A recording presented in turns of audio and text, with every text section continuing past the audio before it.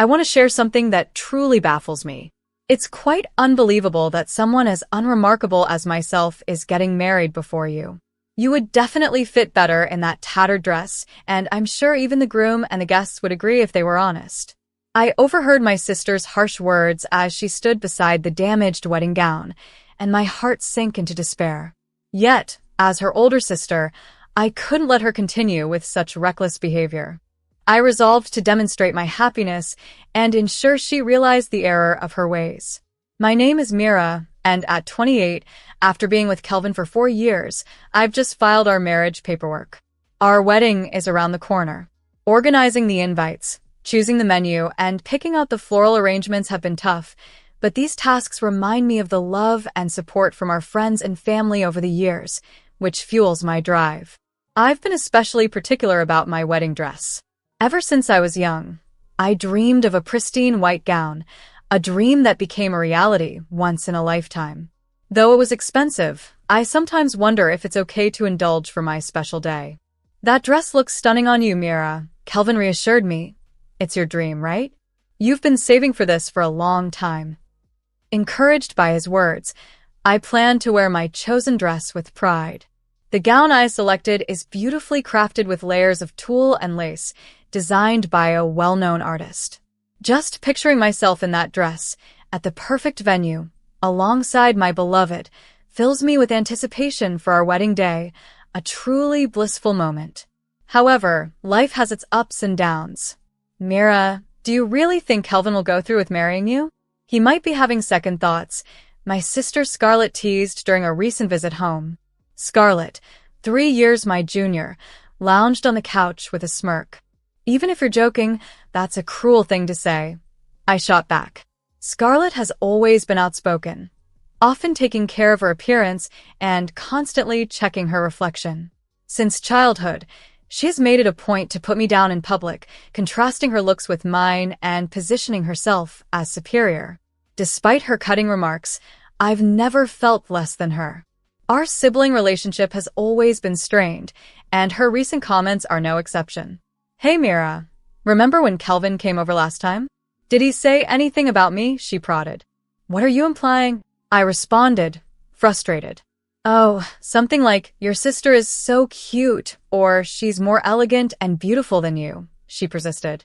Fed up, I decided to leave, but as I walked out, Scarlett muttered under her breath, still bitter about my upcoming marriage.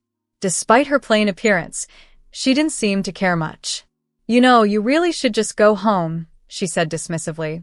This kind of behavior from her wasn't surprising. I went home that day and thought little of it. Interestingly, on the day Kelvin and I were having our pre-wedding photos taken, Scarlett arrived at the location with our parents. Oh, is this the dress you've chosen for your big day? Scarlett remarked as she watched the setup.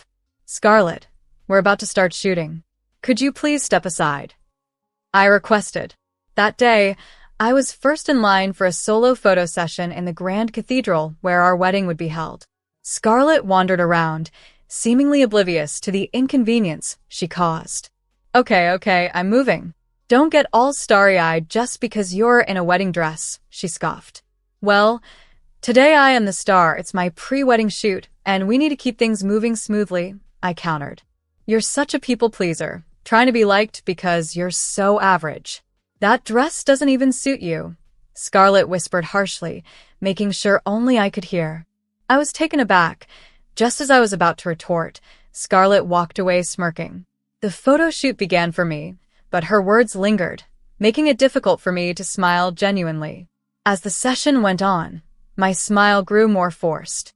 Are you feeling nervous? Inquired Kelvin's mother, Mira, a woman of gentle and kind demeanor whom I had met only a few times. I'm struggling a bit with my smile. Sorry to keep everyone waiting, I admitted. Don't worry, dear. You look stunning in that dress, and we have all the time to capture your beauty. Take as long as you need, she reassured me warmly. Yet, Scarlett continued to disrupt the peace. Are you going to be a burden to your in-laws? It's embarrassing to have such an incompetent sister, she criticized loudly. Scarlett, please stop, I implored. At that moment, my future mother-in-law intervened with a smile. It's nice of you to join us, Scarlett, but please, This is Mira and my son's moment. Step back a little. She gently ushered Scarlett away, allowing us to focus on the shoot. Despite Scarlett's stern looks and sking, the atmosphere remained tense. Maybe she feels left out like I've taken you away from her, Kelvin joked. I'm sorry about this. I apologized, feeling the weight of Scarlett's presence. But finally, the preparations were complete. No detail was too small for such a significant life event. As the wedding day neared, Kelvin and I left for the venue from our new home. Upon arrival, we headed to separate dressing rooms. The moment I had always dreamed of was nearly here. I was about to step into my ideal wedding dress and vow eternal love to the person I cherished the most.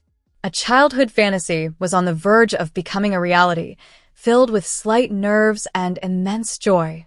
I was just about to open the door to the bridal dressing room, ready to begin a new chapter of my life. Unexpectedly, the door swung open from the inside. Scarlett, why are you coming out of there? To my shock, it was my sister stepping out, her bag snapping shut with a spiteful smirk. Oops, I thought this was the bathroom. Isn't it sad you have to get ready in such a shabby room?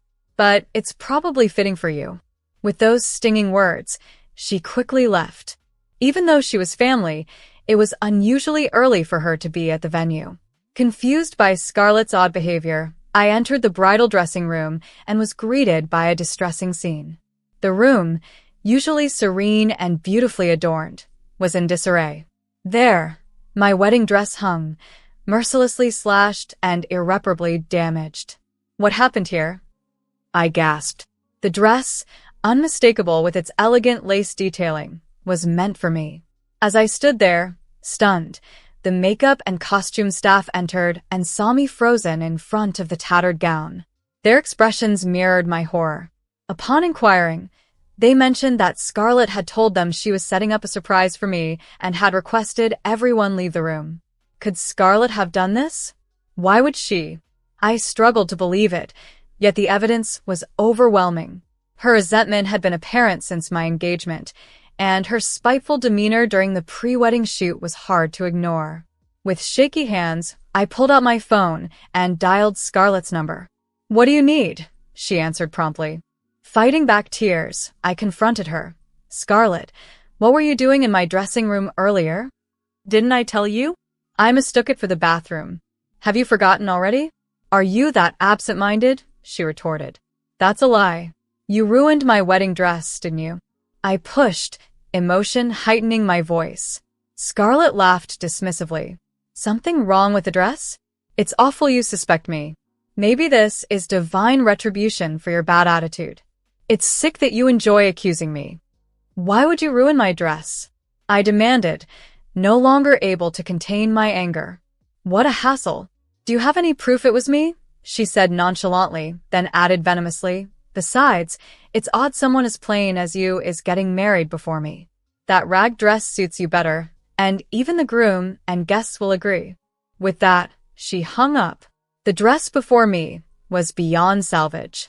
The staff, having left at my sister's behest supposedly for my benefit, were full of apologies, but their words couldn't mend the gown. I reassured them it was okay, though inside I felt anything but. Amidst this turmoil, a gentle knock came at the door. It was Mira, my future mother-in-law. Mira, how is your preparation going? What happened here? She exclaimed upon seeing the chaos inside what looked more like a scene from a tragedy than a wedding. As she took in the sight of the ruined dress, I began to explain, the disappointment heavy in my voice. Mira listened quietly, her face a mixture of sadness and understanding. Fortunately, we had a contingency plan in place, although we never expected to use it. What do you mean by a backup, Mira? I asked, curious and hopeful. My mother-in-law, usually a beacon of calm, looked at me with a serious expression. I have an idea, she said confidently. If you're with me, I'll support you through this. Her strategy rekindled my determination to salvage a wedding that I had nearly resigned to cancel. Just watch, Scarlett. I'm going to shine so brightly today and you'll be astonished, I vowed silently. With renewed spirit, the staff rallied around, reinvigorated by my resolve. The day took on a new light, different from the somber mood of the morning. I was ready to face my wedding day head-on. As solemn music filled the magnificent chapel set in the picturesque outdoors, the large doors before me opened. My father stood there, ready to walk me down the aisle. At the altar, Kelvin, my groom, waited with anticipation. As we began our procession, surprised gasps and murmurs rose from the guests. My father, tears in his eyes, walked me down the aisle. Meanwhile, Kelvin, initially unaware of the earlier drama, looked on in amazement. Under my veil, I sneaked a peek at Kelvin's astonished face and scanned the family seats on my side. There, I saw Scarlett, who had clearly expected me to appear in a tattered or hastily prepared dress. Her expression, a mix of shock and disbelief, was priceless. She was so stunned that she stood with her mouth agape, frozen in place.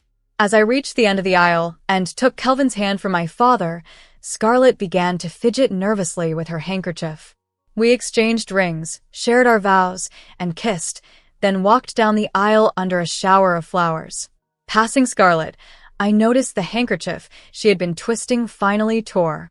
This ceremony was not about causing distress to my sister, but about celebrating our joy. For a moment, I let go of all thoughts of Scarlett and fully embraced the happiness of the moment. After the group photos outside the chapel, we headed to the reception venue.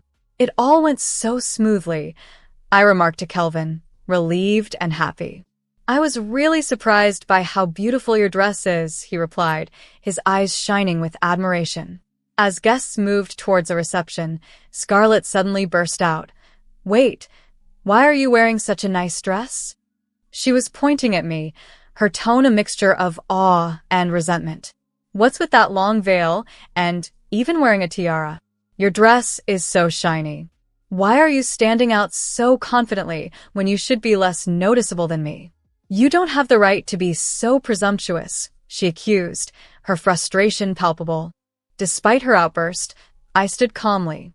The dress I wore was indeed stunning, featuring a long veil of fine lace, a glamorous tiara adorned with Swarovski crystals, and silk that shimmered beautifully. The hem's rich volume was reminiscent of a royal wedding, and the chest was modestly yet elegantly embellished with more crystals. It doesn't matter whether I'm seen as beautiful or not. Every bride has the right to wear a dress she loves and to have a wonderful day, I responded firmly. You've always looked down on me, Scarlett, but who do you think you are to judge? Everyone deserves to feel special on their wedding day. Scarlett's views were outdated and harsh, believing in a hierarchy based on beauty. But today, surrounded by love and support, I felt above such petty concerns, truly radiant in a moment that belonged solely to me and Kelvin. I'm the one who really takes care of herself and looks beautiful, Scarlett proclaimed as she turned to the guests with a malicious smirk. The room fell silent. Shock was evident on everyone's faces, including our parents. Misinterpreting their silence as agreement, Scarlett's confidence soared. See? I'm definitely more beautiful, yet I don't have a boyfriend, and my less attractive sister gets married first. It's just not fair, she ranted, her glare intensifying as she suddenly lunged towards me. It's shameful that someone like you is wearing this. Take it off right now and apologize for the dress. Scarlett, wait. This is an important wedding dress borrowed from Kelvin's mom. It's the dress she wore at her wedding. Please don't touch it. I cried out, trying to shield the gown. Quickly, the venue staff and Kelvin intervened, holding Scarlett back. Initially, she resisted, but she paused when she heard the dress's history. Wait, that means it's a second-hand dress? So you were wearing rags after all. Treating something second-hand so preciously, you really are poor. Plus, being given rags by your mother-in-law, you're already being bullied, aren't you? No dreams or hopes at all serves you right, she sneered. I will not let you call this a rag, I responded firmly, just as the guests murmured disapprovingly. At that moment, Kelvin's mother stepped forward with a calm smile and explained, this dress is a haute couture piece, specially made. It cost $320,000 when it was first created. $320,000? Scarlett gasped in shock. Kelvin's mother continued. The price of silk and crystals has gone up since then, so it might be even more valuable now. We've had specialists handle its storage, so it's in perfect condition. Hearing this, Scarlett's face went pale. Realizing the value of what she had scorned impacted her visibly. Why would you give such an expensive item to my sister? She stammered in disbelief. Because Mira is very kind and will make a wonderful bride, Kelvin's mother explained gently. It makes me very happy to think that my precious wedding dress is being worn by my dear daughter-in-law. That's not the point. Why was such an amazing dress prepared in the first place? Scarlett pressed, unable to let go. Kelvin's mother then smiled knowingly at Scarlett. Do you remember how harshly you glared at Mira during the pre-wedding shoot? Even after I pulled you away, I noticed you kept looking at that dress on your phone. I suspected you were planning something. I thought you were just a clueless old woman, Scarlett muttered. Yes, our family and my husband are wealthy, so we're sensitive to malice from others, Kelvin's mother replied smoothly. This comment further unnerved Scarlett. What? You are wealthy, so Kelvin is rich too? He's rich and handsome, so why did he choose my sister? Scarlett screamed, her confusion and frustration mounting. Why did I marry Mira? Actually, I was planning to talk about it in my speech at the reception, Kelvin answered shyly, turning to Scarlett, who was now red with anger and curiosity. When I first went out to eat with Mira, she suggested we split the bill.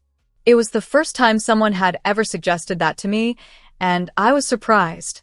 Plus, she proposed splitting the cost of our new apartment's rent and even the wedding expenses. Going Dutch? I don't understand. If Kelvin is rich, he should pay for everything. Is he lacking in generosity? Mira, you should let a man lead and spoil you. That's why you're a flawed woman, Scarlett criticized harshly. That's exactly it, Kelvin interjected. Every woman I've dated saw me only as a wallet. Mira is different. She values equality and partnership, and that's why I love her. Kelvin spoke up, his voice steady and sincere. Mira is truly independent, the first woman I've met like that. I realized I didn't want to be with anyone else but her. He shared his deep admiration and love for me, which only seemed to irritate Scarlett further. She clicked her tongue dismissively. I can't stand listening to this. It's so boring. I'm not interested in a reception where such a plain sister is the star. Maybe I should just go home. With that, she let out a huff of frustration, her shoulders slumping in defeat. This was typical of Scarlett. She would stir up drama until she either got her way or lost interest. Throughout our lives, I had always endured her antics as her sister, but it was troubling that her behavior hadn't matured with age. Looks like I have to give her one last lesson, I thought, catching her arm as she began to yawn, signaling her planned departure. This is a good opportunity to tell you. You'll have to pay for the dress you ruined, I stated firmly. Scarlett grimaced, then laughed with a touch of triumph. Me? Ruin the dress? There's no proof of that. Why don't you save your sleep talking for bedtime, she scoffed, attempting to shrug off my hand. She seemed pleased with herself, thinking she had successfully spoiled my day. However, I maintained a calm demeanor and nodded. Unfortunately for you, everything was recorded on the surveillance cameras installed in the bridal dressing room. I'm even considering filing a criminal complaint for property damage. I hate to involve the police in family matters at a wedding, but… What? You can do that at weddings. Scarlett's laughter faded into a look of surprise and panic. I continued to explain, still calm. It's not a usual option, but I had it installed just for today, and it will be removed tomorrow. How can you just install and remove things on your own? That's ridiculous. This venue is the wedding venue that I run. Scarlett's confusion deepened. You run this venue? I thought you were just a plain office worker. Whether I'm plain or not, I was indeed an office worker until recently. However, my passion for wedding dresses and weddings grew, and I decided to establish my own ideal wedding venue. It wasn't just my savings. Kelvin's mother, who is also an investor, supported me. This allowed me to pursue my dream and manage a wedding venue designed especially for brides. This place you manage? Scarlett was incredulous. Absolutely not. I've never heard such a thing from Mom or Dad. I asked them to keep my entrepreneurship a secret from you. I thought you would say it's presumptuous of me to run a company, given my ugly appearance.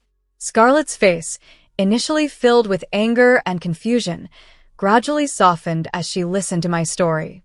However, her reaction was predictable as her thoughts turned opportunistic. So, you're saying we have lots of wealthy relatives, ah? Then, can you introduce me to a wealthy man, right? Scarlett's mood quickly shifted to excitement, missing the point entirely. Scarlett, do you think we can continue our relationship as sisters? You tore up a dress I was deeply attached to. I never want to see your face again, I stated, the finality in my voice clear. Why are you saying that? It was just a little prank. I said I'm sorry, didn't I? Scarlett's apology was superficial, lacking sincerity, and she still acted with her usual carelessness. That wasn't just a little prank. I will never forgive you for this, I responded, my anger reaching its limit. It's fortunate I'm wearing this beautiful dress from Kelvin's mother right now. It's a reminder of the support and love I actually have on this special day. The dress Scarlett ruined was not just a garment. It was something I held dear. I will definitely seek compensation, I asserted firmly, seeing her disbelief. You're planning to seek compensation? How much does a wedding dress even cost? I don't have real savings, Scarlett stammered, her voice shaky. If you don't pay, I'll have to involve the police. Did you think you could bully your plain sister all your life and always be forgiven? This is serious, Scarlett. It's time to grow up. Faced with my stern response, Scarlett seemed to deflate, the fight draining out of her. Watching our parents weep, tears different from the joyful ones shed earlier at the ceremony, I saw the pain Scarlett's selfishness had caused them. Mira is truly splendid. She's exactly the kind of entrepreneur I envisioned, Kelvin's mother shared proudly, turning to Kelvin. I was fortunate to have her wear the dress and to have invested in her business. Mom, that's my line. Please don't steal it, Kelvin joked, easing the tension. Watching them converse so warmly, I couldn't help but smile, relieved. After sending a crestfallen Scarlett home, the reception resumed warmly. Despite the earlier troubles, it became a memorable celebration for me, strengthening my bond with the family I was joining. Following the wedding, our parents, unable to overlook Scarlett's actions any longer, made a tough decision. They expelled her from the family home, apologizing to me for their previous leniency and firmly denouncing her behavior. Without a job change and forced to pay for the damaged dress, Scarlett rented a small apartment close to our parent house. Staying local, she inevitably encountered old acquaintances. News of her outburst at my wedding spread, and she found herself increasingly ostracized, which eventually drove her to relocate out of state. The long commute and the cost of living strained her finances severely. Her once lavish spending on makeup and fashion ceased. Now, she barely managed day-to-day expenses, her appearance at work becoming increasingly unkempt. Her only solace was social media, where her posts, filled with despair, gradually alienated even her online friends. Meanwhile, life for Kelvin and I flourished. Encouraged by investors and inspired by my mother-in-law, I started creating unique wedding dresses at our venue. Though the task was new and challenging, the joy of crafting the perfect dress from exquisite tulle, lace, and silk was irreplaceable. Every time I saw a bride I had dressed radiating happiness on her special day, I found renewed joy in weddings. This work not only healed the sting of the past, but also affirmed my love for what I did. I'm thankful every day for Kelvin's love and my mother-in-law's unwavering support. And, oddly enough, I am a bit grateful to Scarlett. Her actions, though harsh, reaffirmed my passion for wedding dresses and helped me realize how much I cherished creating them. The ordeal was painful, but it brought clarity and purpose to my life, turning a challenging moment into the catalyst for a fulfilling career and a happier life.